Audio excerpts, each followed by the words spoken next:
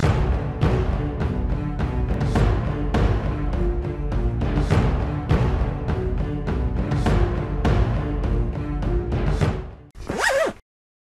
up, air breathers? Today I'm gonna play one of my favorite games from back in the day, Heroes of the Pacific. It is a really cool World War II flying game taking place in the Pacific, believe it or not, and it's just really awesome. So let's just jump right in.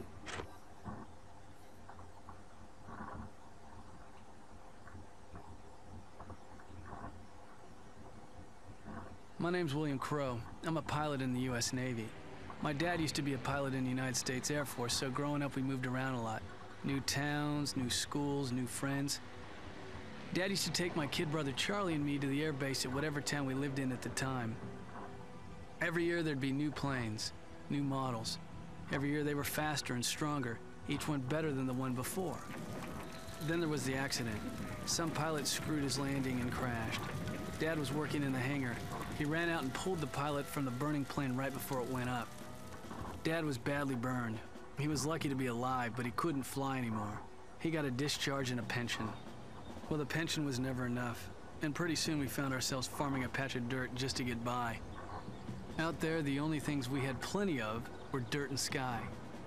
Our only entertainment was a busted old crop duster, so Charlie and I became the Dirt Duster Brothers. We flew the wings off that old crate. As much fun as that was, it couldn't last forever.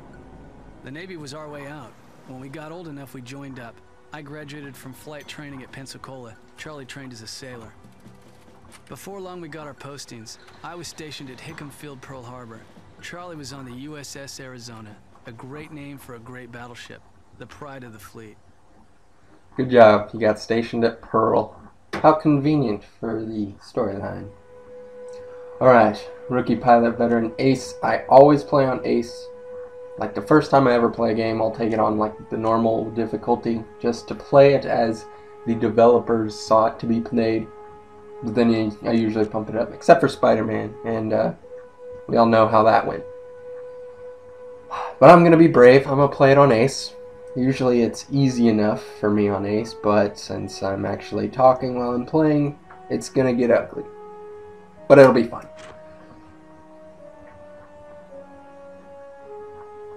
Alright, so every once in a while we get these little maps displaying the progress of the war.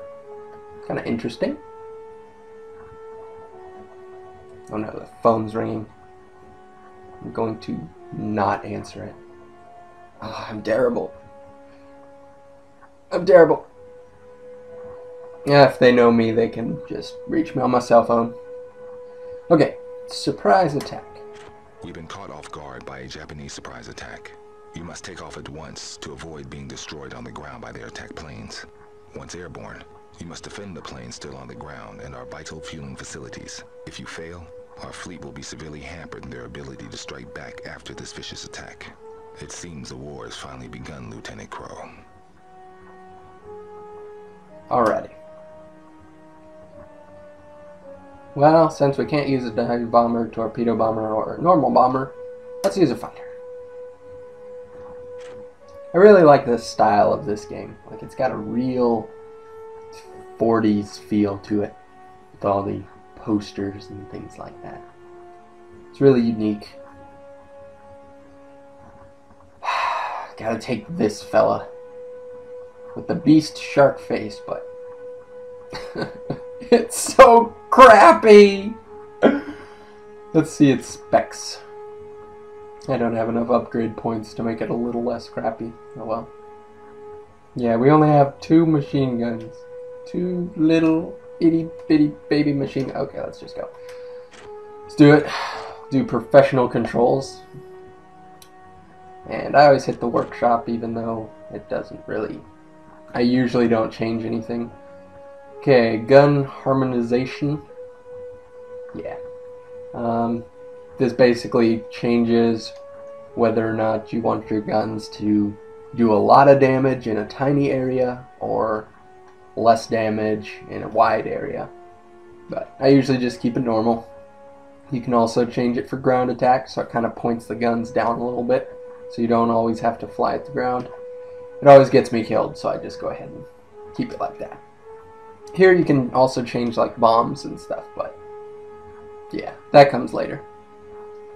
Plane select, we just were there, so let's fly.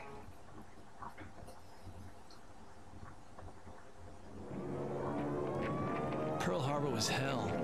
One minute I was thinking about getting out of bed.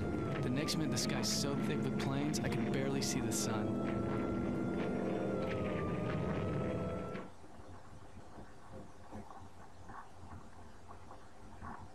First time I ever played this game, I was like, okay, first level, Pearl Harbor, crap, I'm gonna die. Because, yeah, Pearl Harbor is not necessarily one of the best training grounds for flying. It's kind of a good place to learn how to get blown up. But, yeah.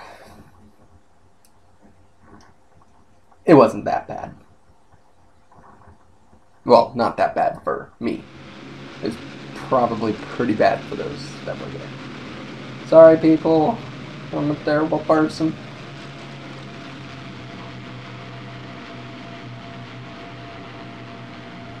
Let's go. Dot up.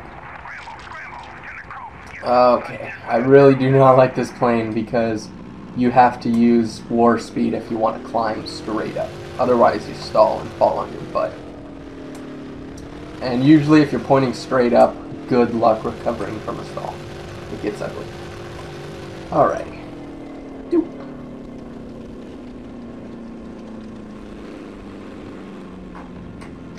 Okay. Make sure we're lined up good first, and then just unload.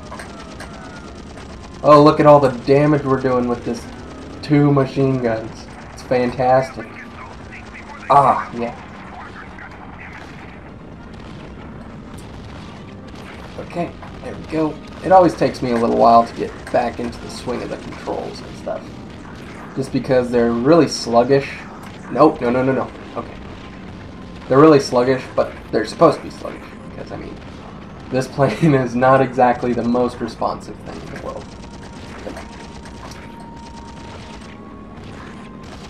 No. I really like that it accounts for the need to lead a target in this game. Like, I mean, it'd be really dumb if it didn't, but that's why I like it.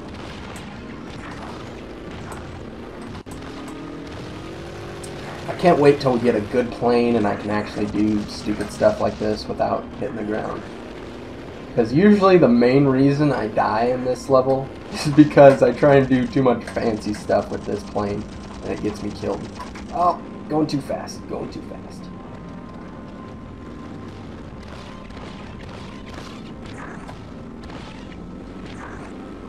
Where'd you go?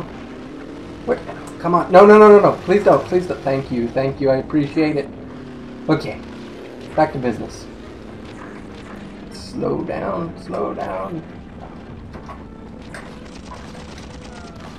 If I ever, like, just randomly zoom in or do the whole look at the target thing, it's because there's another flying game that is modern.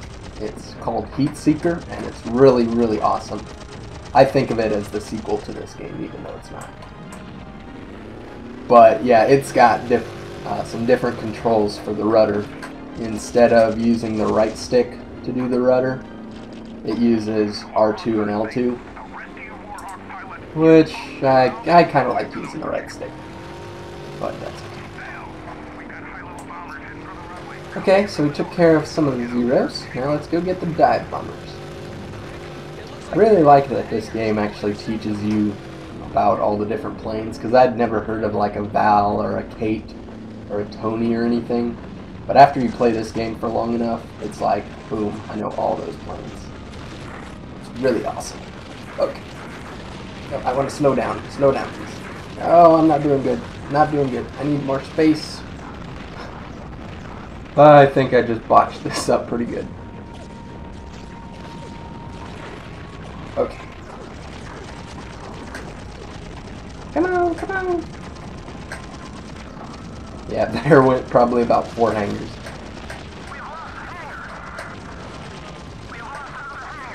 Oh, no, not quite. Okay, I got one more chance. They gave me another chance. Come on, blow up. Please, just blow up. Thank you. Not like I didn't try hard enough. Speed up. If you could speed up, dude, so I could just kill you, that'd be fantastic. I'd be much obliged.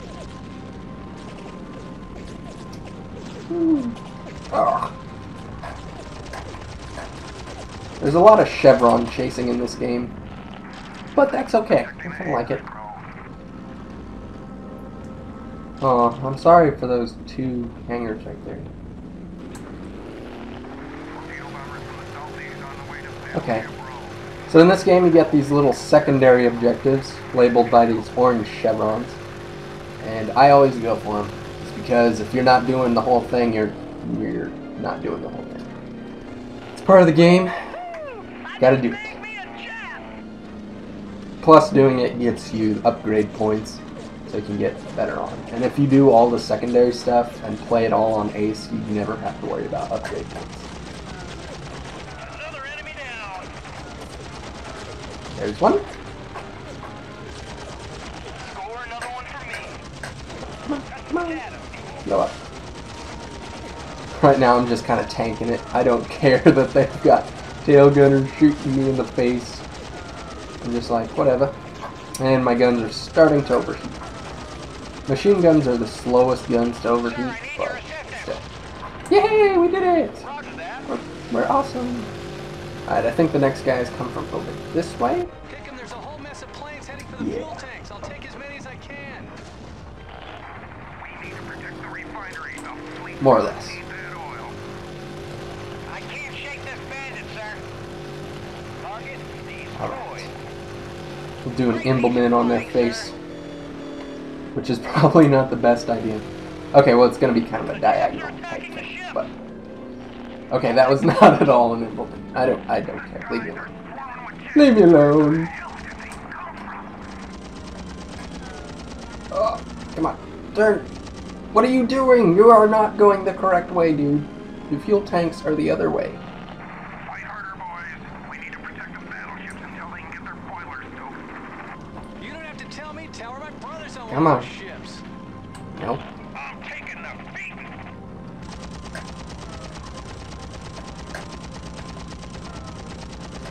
One really good thing that you can do if you want to throttle up really fast is just hit war speed, because it automatically pulls your throttle up, and it's a lot faster than just doing it manually. Come on. Come on. Up. Okay. We got you now. Got you now. Got you. You're dead. You are so dead. Another plane has fallen to my 2 deadly machine guns. Oh, it's so pathetic. It's so sad. That's okay.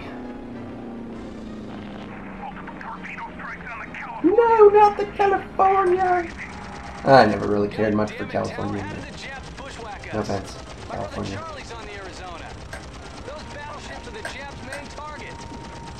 Man, I'm actually doing surprisingly good. I mean, usually they get a couple of fuel tanks, but I don't know. I guess I just got my game face on. Plus, I haven't played this game in a long time, and it always works out for me that if you don't play a game for a long time and then you pick it up again, you are awesome at it. I don't know. It's just one of those weird things, but I'm not going to argue. Now watch as like 15 of them get destroyed. That's how it's going to go for me. Alright. A couple more? Probably just a couple more. I don't know why I missed this dude and what he's doing. Okay, there goes one. He was just kind of like derping around over here not doing anything while I was killing all of his friends. I'm sure he's happy about that.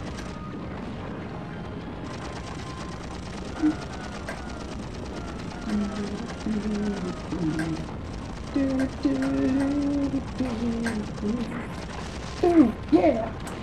I like how they just go pop. It's great. And nothing beats when you get a really good plane that can just shred zeros apart. There goes another one. And you can just, oh, alright. All done. Sorry, bro. Shot one of my friends. It's okay. He'll live. But no, when you get a really good plane, oh, let's see it.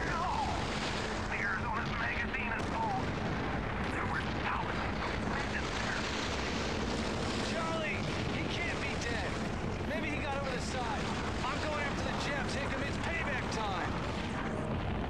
Denied. We all lost friends today.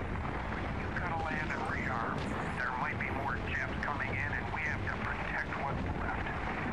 I swear, I'm gonna find the bastards that did this to us and make them pay.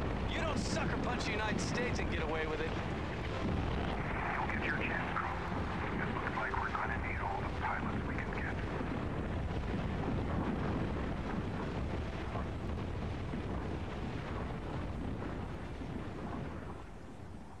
Alrighty, so that's the first level. Easy enough. But like I was saying, it's really great when you get an awesome plane and then you get a bunch of really weak enemies and they're not the type that actually break off. And so you can just mow them down. It's like, boom, boom, boom, you're dead. Boom, you're dead. And you just get like 70 kills. It's crazy. There's actually only one level that's really like that, but it's okay. Alright, so we unlocked the Zero for use. One thing that I was really confused about, but now I understand, is normally you can't like just go in the campaign and be like, oh, I want to fly with the Zero. You have to beat the campaign first, and then you can use enemy types in the campaign and stuff like that. For like just instant action, if you want to just fly around and shoot a bunch of stuff, you can use this guy already though. But for now, we have to stick with Allied planes. Ooh, we got a Kate as well. We didn't get the Val. Oh, that's okay. I never use it. I never use it. Alright, we can upgrade our POS plane. Or I usually actually save it for later because you can't polish a poop. Although the Mythbusters did prove that you can indeed polish a poop. But that's okay.